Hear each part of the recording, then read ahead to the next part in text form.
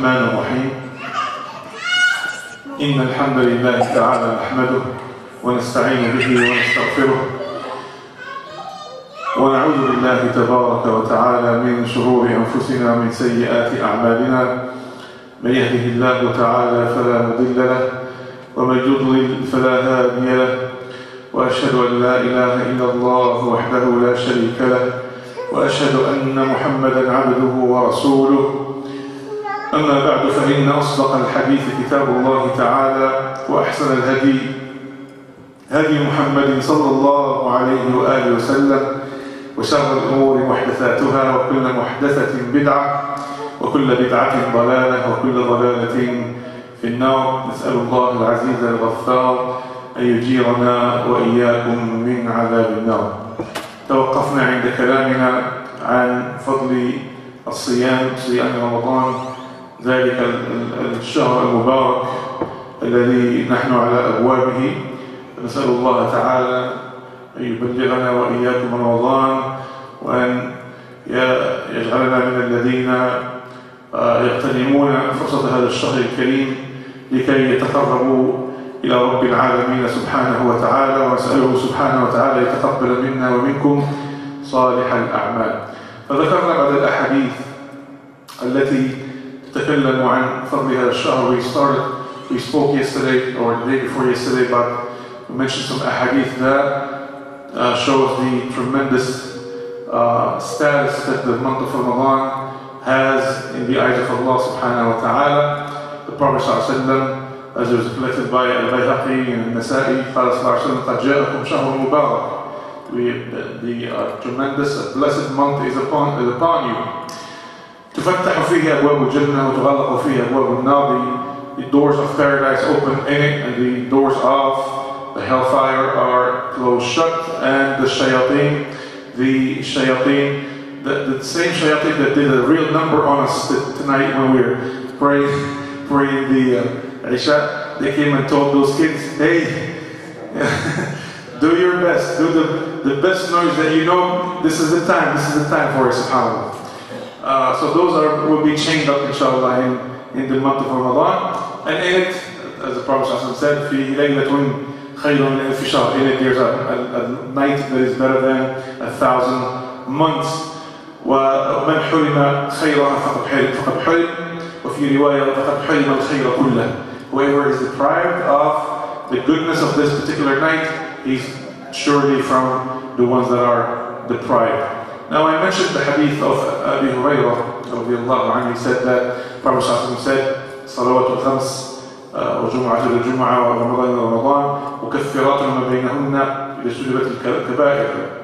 Hadith of Abu Hurairah, he said that Prophet Muhammad said that the 5 daily prayers and Friday to Friday and Ramadan to Ramadan are an expiation for the sins, as long as the major sins are avoided. And I mentioned something, if you remember, based on this particular hadith, and we want to enjoy the bounty and benefit from the bounty of Ramadan, we have to understand and try to make a distinction between the major and the minor sins, because the Prophet says here clearly, as long as the major sins are avoided. That means that these bounties that we mentioned will not be an expiation for the major sins. You need some other things, and the first thing you need to do is to try to avoid the major sins. And subhanAllah, as did Hudayfa ibn Yaman radiallahu anhu, he said that the people used to ask the Prophet ﷺ about good things, but I used to ask him about the evil things because I was afraid that they will get to me, they will arrive to me. So I used to ask him about the evil things so I can avoid them. So similarly, we have to find out what the major sins are about. How do we distinguish between major sins and minor sins? And subhanAllah, alhamdulillah, ulama took care of that for us. And I mentioned this briefly last time. Imam al-Qurtubi rahimahullah قال الكبائر هي، أعيد إن شاء الله تعالى، ما نص الشرع على أنها كبيرة، أو تعلق بها حد في الدنيا، أو لعن فاعله، أو توعد بالنار، أو شدد النكير عليه. The Imam al-Qurtubi said the major sins. How do we know they are major sins? First, every sin that the legislation of Islam specifies with the text of the Quran or the Sunnah specifies that it is a major sin, or it is a sin that requires a physical punishment, a had in the life of this world, and a sin who's the one who perpetrates this particular sin is cursed by Allah, by His messengers, and by the malaika and by the people. Or, subhanAllah, the person who commits this sin is promised the hellfire, or he's denounced in the strongest language, and subhanAllah, the Prophet ﷺ or Allah Ta'ala, they declare their innocence of him, subhanAllah. So, number one, ما نص الشرع على أنها كبيرة. The legislation of Islam clearly states, the text clearly states that it is a كبيرة. For example, حديث أبي بكر رضي الله عنه الذي في الصحيحين قال صلى الله عليه وسلم ألا أنبئكم بأكبر الكبائر ألا أنبئكم بأكبر الكبائر قالوا بلى يا رسول الله قال الإشراك بالله وعقوق الوالدين وكان متكئا فجلس فقال ألا وقول الزور وشهادة الزور ألا وقول الزور وشهادة الزور فظل يرددها حتى قلنا ليته سكت. So the first hadith, this is the text that clearly states and says that this is a major sin. The Prophet ﷺ said, this is the hadith of Abu Bakr, this is the famous hadith. The Prophet ﷺ said, shouldn't I tell you, shouldn't I reveal to you what is the biggest of the major sins? The biggest of the major sins, they said, by all means, Ya Rasulullah, please do.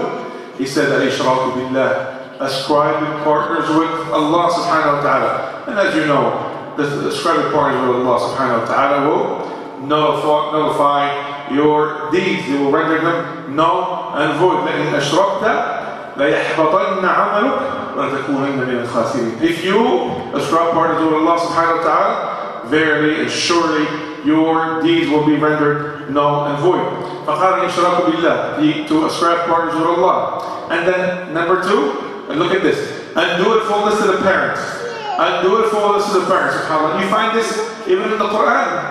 وَقَضَى رَبُّكَ أَلَّا تَعْبُدُوا إِلَّا إِيَّاهُ وَبِالْوَالِدَيْنِ إِحْسَانًا. Allah Ta'ala declares His oneness and tells us to worship Him alone without taking any partners with Him. Then right after He says, be dutiful to your parents, Ya Allah. Be dutiful to your parents. This is so important. So, al-ishraku billah, to ascribe partners with Allah, and then being, subhanAllah, undutiful to the parents. Allah subhanahu wa ta'ala, وَلَا تَقُلْ لَهُمَا أُفٍّ وَلَا تَنْهَرْهُمَا وَقُلْ لَهُمَا قَوْلًا كَرِيمًا. سبحانه. قضى ربك ألا تعبدوا إلا إياه وبالوالدين إحسانا إما يبلغن عندك كبر أحدهما أو كلاهما فلا تقل لهما أف ولا تنهرهما. What is أف? How can we translate أف? ما معنى كلمة أف؟ من أين جاءت؟ يلا يا أهل الفلوجة، كلمة أف من أين جاءت؟ من أين أتت؟ من التأفف. It is, yeah, but originally this word جاءت من الأف والتف. والأف هو ما يخرج من الأذنين. هذا عزكم الله، هذا الوسخ الذي يخرج من الأذنين والأف. والتف ما يخرج من الأنف. فسبحان الله هذه الكلمة استعمالها العرب في كما قلتم التأفف.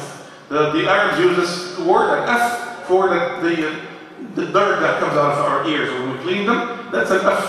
So the Arabs use that when they really want to show that they're tired of you, they're exasperated with you, they just can't stand you anymore. They say oof. SubhanAllah. This is the one thing, it is a major sin to say that to your father. No matter what. No matter what. Even if your father happens to be a non-Muslim, even if your father happens to be an oppressor and a transgressor, you as a person have to be kind to them. When we look at the example of Ibrahim, alayhi salam, look at what his father, how he dealt with him. And look how Ibrahim alayhi salam said, Ya abati, Ya abati.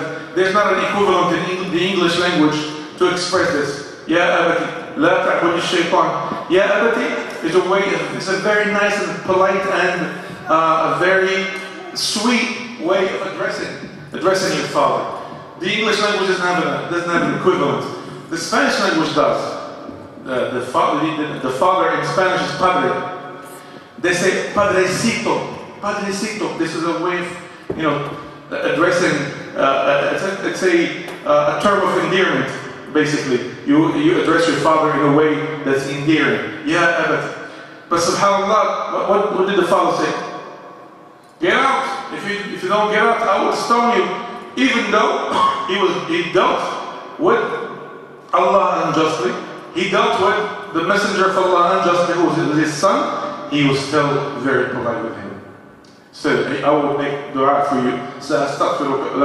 I will make supplication for you. I will ask for forgiveness for you. And even on the day of reckoning, and remember Shaykh when he was here, he started telling us that story, but he didn't finish. Even on the day of reckoning, subhanallah, he will take his father by the hand and say, Ya Rabb, you promised me, وعدتني أن لا تخزيني وأي خزي أكبر من أبي الأبعد. What الخزي? You promised me not to dishonor me on the day of reckoning. What is a bigger dishonor than having my father be in this situation? Subhanallah. Then subhanallah, Allah Azza wa Jalla tells Ibrahim, look away for a second. And then he looks away and he looks back at his father and he finds that his face was turned into the face of a hyena, ضبع. رجع إلى أبيه فوجد وجه أباه وقد تغير إلى وجه ضبع والعياذ بالله. فلما علم أنه عدو لله تبرأ منه. Then he declared his innocence from him, subhanAllah. So subhanAllah, it showed the dutifulness of Ibrahim, even though this is always an enemy of Allah. And his enemy, he declared enmity against him, but he was still good, subhanAllah. So, al-ishraku billah, wa uquq al-walidain, and then undutifulness to the parents, and then the Prophet ﷺ was laying back, and he sat up, right up, and he said, and giving false testimony, and he kept repeating it until the Sahaba said, what? He wished he would stop saying it. That's how scared they were, subhanAllah. So this is a hadith that clearly showed us that these things that Prophet ﷺ mentioned are major sins. Number 2, ما تعلق به حد في الدنيا. What requires a physical punishment in the life of this world. Of course, since we live in America, we abide by the laws of the United States of America, and this is what we're supposed to do. A Muslim is supposed to abide by the laws of whatever place where he lives. But subhanAllah, in an Islamic setting where that balance in society is supposed to happen first, then subhanAllah, in the time of the Prophet ﷺ and the Sahaba, certain crimes required a physical punishment, just like, for example, drinking alcohol or fornication or things like that. They require the physical punishment. That's how you know it is a major sin. Number 3, لُعِنَ فَاعِلُ. A person that commits this sin is cursed by Allah subhanahu wa ta'ala, by the messengers of Allah, by the angels of Allah, and by all the believers. And we see this in the Quran. For example, in Surah Al-Baqarah, Allah subhanahu wa ta'ala talks about the ones that committed kufr and they died as kuffar, إِنَّ الَّذِينَ كَفَرُوا وَمَاتُوا وَهُمْ كُفَّارٌ أُولَٰئِكَ عَلَيْهِمْ لَعْنَةُ اللَّهِ وَالْمَلَائِكَةِ وَالنَّاسِ أَجْمَعِينَ. Verily, the ones that committed kufr and died in the state of kufr, the curse of Allah is on them, as well as the curse of al-malaika, the angels, as well as the curse of all of the people. But there's a hadith, subhanAllah, that is geared towards women especially, subhanAllah.